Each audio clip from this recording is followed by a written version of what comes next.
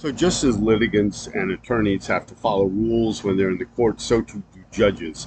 And in a case where you're talking about a criminal matter, the court has a standard of review. It's called a standard of review that they're supposed to use that's going to be the basis for determining guilt or innocence. Of course, these are corruptible just like everything else in the court. And the standard of review for a criminal case is beyond a reasonable doubt.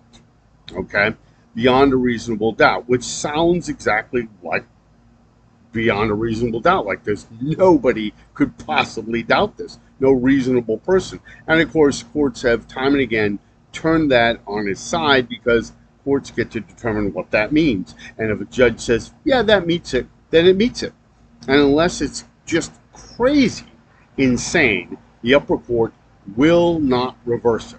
I repeat, they are in like flint. So the name of the game is to win, not at the appeals court, but to win at the trial court, the local court. And I can tell you, that doesn't happen for everybody. I'm living proof of it. So I'm going to point out one little interesting point where this didn't work to my benefit, and it is not working in these proactive stings that cops are throwing out. So beyond a reasonable doubt, supposed to have no doubt. Well, I'm reading through a piece right now in the interrogation video, and in the interrogation video, it has me going through my phone, answering the detective's question. And what he says is, after a while, he says to me, oh, wait a minute, what's this picture? And I won't say what it was, but an illicit picture, an adult picture, a risque picture. And I go, where? Because I'm already looking for the rest of the conversation that I had with Zach from his previous question, where he says, who were you talking to that you claimed you confused text with Alex VA for Zach and created a whole stir. Okay, I thought I was talking to Zach. I typed it in the wrong place. It was more adult language. And it's very clear if you match up the morning conversation with Zach and the afternoon that I intended for Zach with Alex VA, it matches completely. But of course, the court didn't care about that at all when I pointed it out. Nor did the court care about this point. So you look at that, and I ignore that picture business, but it comes up later. Because what will happen is that the police, who have had my phone now for about, 2-3 hours at this point, maybe longer. They've had my phone. They don't charge me with the picture. They charge me with solicitation of an actual person. While I'm being booked after this interrogation video, they come rushing up breathlessly and say, oh, no, that's wrong, sign this one. And I said, I'm not signing anything, because now I'm figuring out what's going on. It's clear that they've set the whole thing up. And he says, no, read it. And I read it, and indeed I do sign it, because it says, no, it wasn't a real person under 18.2-370. It was a persona.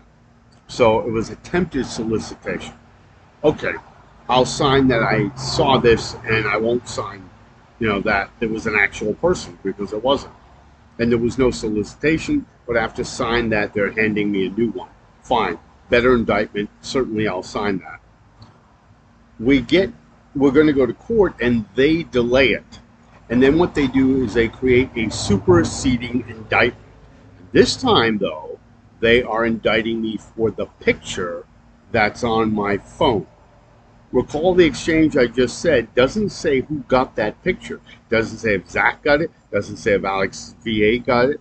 And I didn't see that picture until the very end of the interrogation, where he says, he brings it up again, and he mentions picture. This time I hear it, I have presence of mind, and I said, I never sent a picture to a minor, because that's what he told me. He said, oh, yes, sir, you did. I said, no. He said, oh, yes, sir. And he proceeds to show me.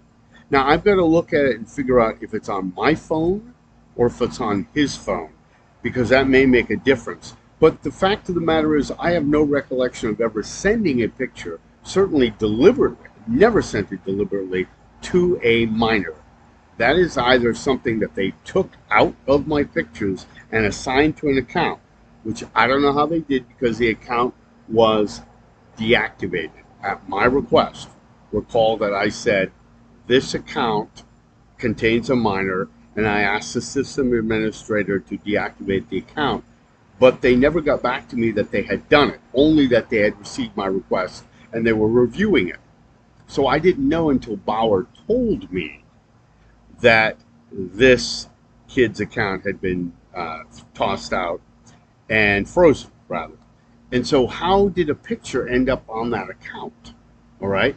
I couldn't have put it there because I didn't have access to the account. Bauer was frozen out of the account. And the only thing that makes sense is that I didn't have my phone from the 23rd of July, 2018 until somewhere in March. I think it was March of 2022, March or April of 2022. So how did that picture get there? And how were they able to use a superseding indictment? Well, we tried to get the Verizon text messages into evidence, but the judge wouldn't allow it. And that might have provided some clarity to demonstrate that there was a Zach and I was contacting.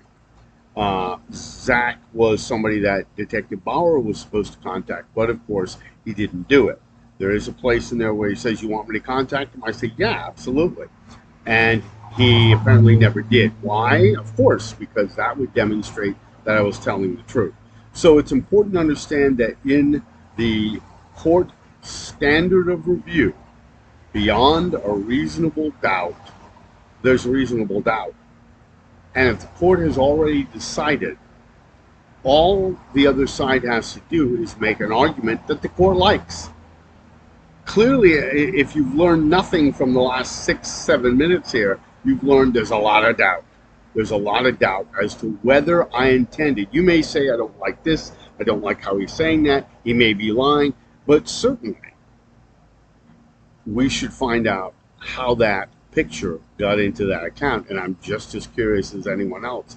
And if I did send it deliberately, as I originally thought, but not to Alex VA, but to Zach, then how did it get into an account that was frozen at my request? How did it get there? Because they then used the picture that's in my Google photos at the time against me in court, claiming I sent it to a minor, and they never demonstrated that I'd actually done it. They never demonstrated that I sent it to a minor. They only said that it was there, and they did actually show a screenshot of a picture in evidence, but they didn't assign it as to Alex VA or when it had been sent, if it had been sent or placed in there. Now, we do know that police do, in fact, go to great lengths to attach things and move things around, and there is evidence they use a snipping tool, as I will show in my book, where in a very short snippet of conversation, they have flipped it around where it makes absolutely no sense. But if you flip it back this way, it makes perfect sense. So that's just something for you to think about. Standard of review beyond a reasonable doubt, where there's plenty of doubt.